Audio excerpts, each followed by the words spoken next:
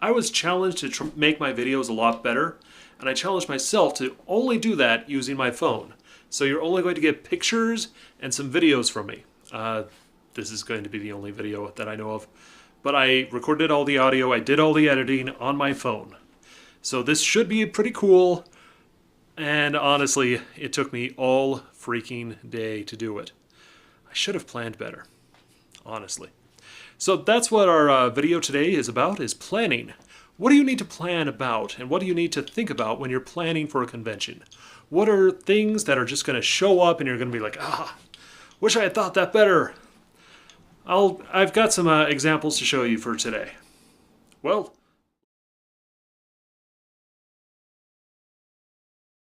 at the very first meeting you will have to decide on a budget. This is not going to be a kind of sort of subject. You will say, this is the amount that we have that we know will work, and that we know we will make money back from. Look at that number and keep it in mind. Then give it to somebody who understands budgeting and how to do everything correctly. Then after that, the budget becomes how much is due now. For instance, you will have to make down payments for each of the vehicles you're going to rent. You're going to have to make down payments for all that other stuff that you've had to plan for. You have to make payments for, the security and everyone else. And you just have to look through this and just be like, okay, this is what I need to do. This is what I need to think about. This is what is important to me. And from there, make a solid guesstimate on when everything is part and just kind of plan it out. That job is both simple, so long as you like these kinds of numbers, and really aggravating because you have to get exact with every single item. I'm not a accountant, so for me that sounds really dull, but I have friends and a sister who are accountants and they love it, and they love talking about it. And give that to somebody who can do it. Don't just be like, well, I'm in charge, so I should be in charge of the budget. No, give it to somebody who can go, okay, this is due then, I'm taking it out of the budget now, and I'm telling everyone about it. This way, everybody understands what is going on and how it's going to be done. Floor plan doesn't sound like much for you to worry about, but it really is a major thing. This will give you an idea of how many vendors you have, how many displays you have, how many anything you have, and this becomes incredibly important. You just look at the floor plan and you go, this is what the budget is going to, and you can actually take the budget, look at look at the floor plan, and calculate what is needed and how much everything is. Most of the time, if you're using the same floor year in, year out, you just set up the same floor plan you did the year before. So you're just like, okay, we did it this year, so this is what it's going to look like now.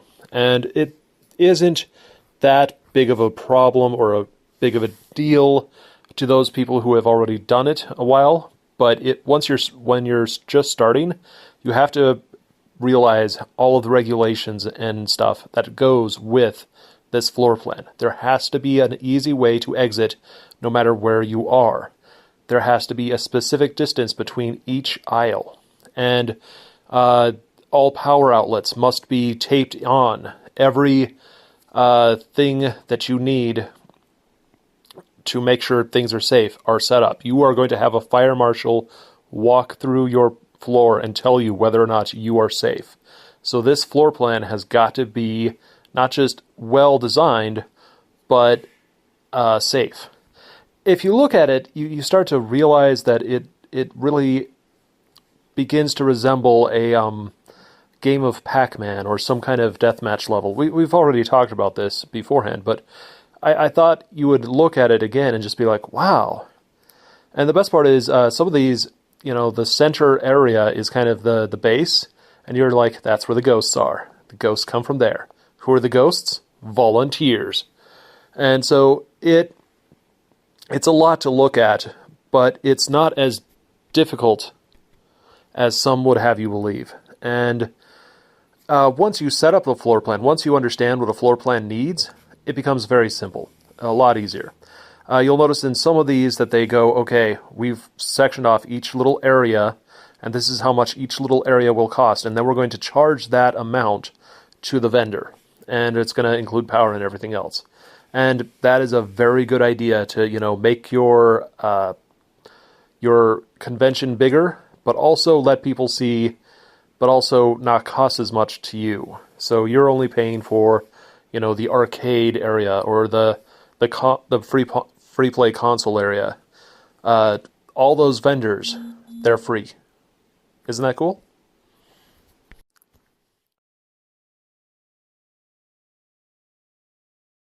Power and maintenance are the two toughest parts of the entire job. Are going to be working the entire con, making sure everything works. And the best thing for them is to already have power for the area that they are in charge of. And this is where the floor plan becomes floor plans. Every single area is designated as, okay, this area needs this much power and it needs this kind of maintenance crew. And they actually start sectioning out maintenance crew for, the areas. For instance, I'm a junior medic for the arcades and the console area. That doesn't mean I can fix everything. It means I can, do a power cycle, maybe move a part, and, the easy stuff so that the people who are experienced aren't overwhelmed by what they're doing. They're constantly working. If you see an orange shirt at the Northwest Pinball and Arcade Show, those guys are very respected, and they tend to be the ones who groan the most whenever we go, okay, we've got this many machines, but this machine is going to probably have some problems. You just hear this groan out of them. They're just like, oh no, I'm going to be fixing that machine for the entire show, aren't I? And, the first thing you got to do is you got to go, okay, this arcade area is going to need this much power, so I need to, sign up for this much power so that I don't break a circuit, so that, too much power doesn't accidentally go into a machine and blow something in there. And I mean, it's just a big headache. So you look at the floor plan and you go, okay, these are where the machines are going to be. This machine is going to take up a lot of power because I've learned that from the experience. And, I've got to work with this, and I've got to do this, and I've got to work with this. And that's part of the planning. And then during the show itself, you're going to already have your equipment ready. You're going to have any spare parts ready, and you're going to have everything ready for the absolute headache that is having to fix every single frickin' machine. I have had shows where they didn't have somebody on hand to fix the machines all the time, and it was a nightmare. It was an honest to goodness nightmare. I was able to do it. I was able to keep up, and I've gotten a lot better since then. But I've got to tell you, my respect for these guys is top notch. I wish I could be like them someday. I've already been chewed out because I'm still a junior instead of a major, and I've been chewed out a couple times. And it's honestly annoying because they're right. I can't quite get this thing, or I can't figure this out, which makes me dangerous if I try to fix it until I learn how. But yeah, the basic stuff I can do. And, that means part of your maintenance is just before the show, you ask everybody to bring their machines over so that you can get them fixed so that they don't break down during the show. And that is a brilliant idea for those people who hear it, but they don't really think about it. They don't think that, power cords are important, or that getting everything fixed up and ready to go is important. And sometimes you just have to deal with a headache. Oh, man. I could tell stories here.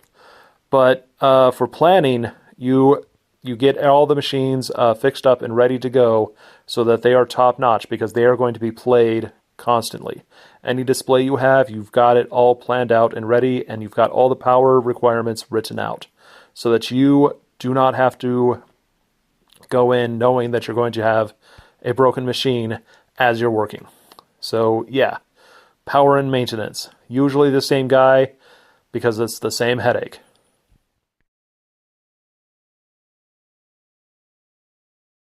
Shipping is the other one that is going to just take a ton of time. It takes an entire day or two to get everything shipping from storage into the floor space, and then vice versa at the end of the show. And that just takes a lot of work and a lot of preparation. So when you're planning this out, you're planning out where everything will be kept before the show, such things as storage lockers and places that can be accessed and safely for you. Many of the people who run shows also have shops or have their own storage area, so you can just keep it there, and you just kind of go, okay, this is what we're going to do, this is where we're going to grab, we're going to put this into a specific order, we're going to ask for budget so that we can ship it over from there, and each item will come in, and then you have to have everything ready for when it arrives. And let me go back a little bit. The people who ship, who are doing the shipping, who are doing the movement, they basically spend the entire day driving their trucks from location to location, picking up items, bringing them back, letting somebody unpack for them, and then driving off to get something else. And they start off the day before everything is set up, and they end the day after everything is taken down. They're really hard workers, and there is no question in anybody's mind that they are excellent at what they do. Then, when they get there, you have to have all the equipment ready to move things around. I've got pictures here going of hand trucks. Those things are perfect for arcade machines. And then you have to, set up the arcade machines. The arcade machines, the vids are easy, but for the pinball, you need special balances on them. You need levels for them. You need, wrenches. You need all sorts of things so that each part can be maintained. So you just got to grab all of those parts, and you got to get everything wrapped, and you got to have everything ready before you even arrive, so that when you say, okay, go, everything just kind of moves smoothly. And that's the basic plan. You store it, you make sure it's kept safe in storage, and that when it moves, it can be moved in a good, orderly pace, and that when it arrives, it can be taken care of quickly. And for every show I've been in, each one has come up with a really cool idea, and I've made sure to take each cool idea and bring it to the other shows. So that way, each show can actually build off of each other. And they really do this a lot. So shipping and storage, it already sounds big, and it really is, because that's an entire section of the show you'll probably never see, but is very, very important. I think the quickest amount of time I've ever done for shading up a show was 12 hours, and that was a very small show. Everything else takes at least 1 day to 2 days, and possibly even 3 days. The 3-day one was just kind of bad, but let's not get into that. So, try to imagine everything you need to set up, and then go in reverse on how to do it.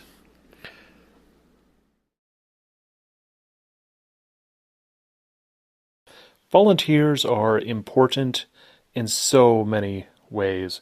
First off, for the most part, they work for free, or they work for minimum wage, which will really help you out. You won't have to give them a hotel or anything like that. Or even if you do have to give them a hotel, they're going to be there very dedicated and ready to go. You promise them a couple perks that you would get anyway, and they will give you the world. The problem is you have to recognize the differences between a person who can do a job and a person who is new to the job, and you have to kind of keep those even. For example, when you're doing the setup, you need as many bodies as you can, but that doesn't mean everybody there will know what they're doing. So you're going to have to make sure that those new volunteers are given somebody to kind of teach them how to do stuff. A Toby or me, or I actually have to teach everybody at the Portland Retro Gaming Expo how to move machines in and out, and proper maintenance and stuff for the volunteers. And so it comes in a ranking system, which I'm going to talk about later in another video. But they do have a ranking system, and you have to realize that this ranking system is needed. Then you have volunteers for just about anything, guarding the door, making sure that everybody is all right, just walking by the vendors and checking how they're doing, making sure all the machines are working, which can catch you a little off guard because people are like, "Oh, is he playing too much?" No, he's just making sure the machine's okay, or okay, we've got a bit of a lull going on. Yeah, go play a game and come back. But you also have to make sure that these people are ready. And when you're planning this out, you pretty much have people who are good at it, and then you have a sign-up sheet. And the sign-up sheet is basically for, I don't know how to say this correctly, the newbies, the people who don't know what they're doing, so they're just like, I'm going to try this, I'm going to try this, I'm going to try this. And they sign up for this stuff, and they are considered important in the way that they are doing things. And I have seen people go from the absolute bottom to the next year being pretty high at the top. They showed their dedication, so suddenly they're in charge. One show, I arrived, I was the new guy, but I was the most experienced guy there because of all the conventions I had just done. So they just gave me a ton of responsibility. And so that is something that happens is you sign up, but really you're kind of there, you're kind of trying things out. And once you proved yourself or that you found a place that you're good at, you just tell them, I'm going to come back next year and do this. And they'll be like, okay, see you next year. And you don't even need to sign up. You should, but you don't. They're going to recognize you as soon as you come in. And I wasn't even signed up for half the setups for the shows I've done, and they're just like, no, you're in. Get in. We know who you are. You're experienced. And that is a major, major part of volunteers, Get everybody signed up. Make sure you have enough people for each position. Make sure that, the experienced people are there to teach the inexperienced people. See who is showing some good jobs. And then also watch out for burnout. Your volunteers can burn out pretty easily. So you have to be ready to take them to a lounge or make sure they go eat something. Make sure that they're taken care of, because if they don't, they kind of disappear. And you have to tell people, and you have to make sure that, they tell you what's going on, who's going with what, how things are moving. And, oh man, I had one guy, he just disappeared. And we were like, shouldn't you, where have you been? And, we're trying to be all nice to him, but he didn't show up. So we didn't know what to do. And, we eventually found him, and he's like, oh, I was supposed to sign in. I was like, yeah. You never had anything explained to you. What are you doing? Oh, I decided to go on break. Well, you have to tell me that, because I don't know. And if you disappear, it's on me. So yeah, it's a lot of stress being the volunteer coordinator. And then, you just have to recognize that you're going to have head volunteers for each section and area of the floor plan. So you give them a lot of power. And you just go, okay, I will take care of the big fires. You take care of the little fires. And then you have guys under you who take care of other fires. And go from there.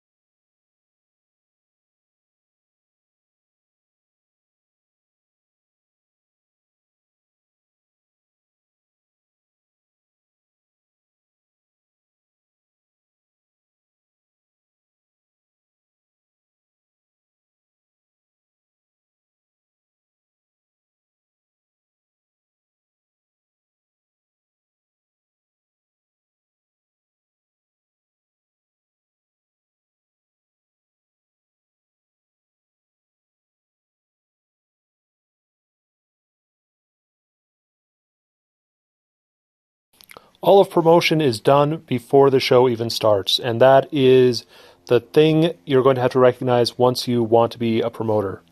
You have to get everything ready. Every poster you make, you have to find an artist for, you have to design the poster, you have to get the poster paid for, and you have to get those posters everywhere. You have to hand out flyers, you have to pay people to hand out flyers. That's probably something you haven't heard about, but that is a thing where people kind of go around promoting a show for money. And as a promoter, the person in charge of promotions, you kind of want to stand out. You want to make sure that there are things for people to hear about on this show. This is why you invite people dressed up, cosplayers, because they make a wonderful scene for you. You know, come check out, these people dressed up at the show. That's quite the experience, and it doesn't cost any money to have a bunch of people show up dressed up. Free promotion right there. And so a lot of the promoters I know, they kind of dress up a little. The Pac-Man suit that Dan is wearing was literally just him going, I want to promote more, and this is going to get a lot of cool pictures, so I'm going to buy this suit. And he bought it on his own, and he wears it all the time at the show. And he has to design all the flyers and stuff, and that is his job. Every poster you see around, somebody has to design, somebody has to get up, or has to get it there, and they have to just make sure everything is promoted as quickly as they can. They contact the radio shows weeks beforehand and make sure that the radio shows want to make an appearance at the show, because that's a great promotion. You grab YouTubers and you say, hey, come on over to our show. We might give you some free tickets if you show off at our show and talk about how great it is. And, you do everything in your power to promote. And when you're talking about it, you find out whether or not a promotion will actually work. Like, will this radio show actually work? Will this ad in this magazine actually work? Sometimes you go, okay, yes, this is a new thing. I'm going to try it out. We've got the budget for it, and everything else is taken care of, so we'll try it. But if it fails, we're just not going to do it next year. And that is the thing about promotion. You have to constantly be testing new ideas and try to get as many people as you can to come to the show. So 2 weeks before the show starts, you're pretty much constantly promoting it as much as you can, not only to people who are going to the show, but people who are going to volunteer at the show, or might donate a machine to the show, or something like that. You want this show to sound huge, so that is your job. Cool ideas can be all sorts of things. I'm going to give you an example. When I worked at the second year I worked at the Portland Retro Gaming Expo, I brought in 2 hand carts from the Northwest Pinball and Arcade Show. And it was entirely so that we could move things faster. And it worked so well that they said, we want more. And the very next year I brought in 2 more again, and they said, okay, this is perfect. We need to get these. So they actually spent money to get a bunch, and to be honest, I should have continued bringing in the hand trucks, so then we could move faster. Because at that time we only had 3, but really what we needed was 5. If we had 5, we'd be able to move everything in and out very quickly because we had the teams ready for that. And sorry, my neighbor. Then what you need to think about is a cool idea is basically, will this help the show? And how will it help the show? And this is usually something a volunteer or somebody a bit lower will be like, hey, why don't we try this? Why don't we do this? And you just tell them, okay, well, why don't you bring it next year and we'll try it out? Or, why don't you bring it tomorrow? And if it works, cool. I will tell my betters about it because obviously it works.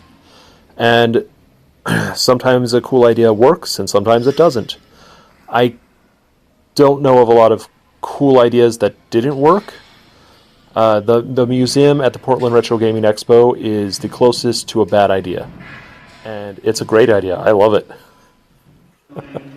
but it takes work to get people to go in and know that it's there and to kind of promote it and stuff, because the the museum, when it first came in, didn't have a lot of people, but slowly over time, people started coming in, and we started saying, okay, such and such is signing autographs there, and that started to bring in a lot more people and stuff.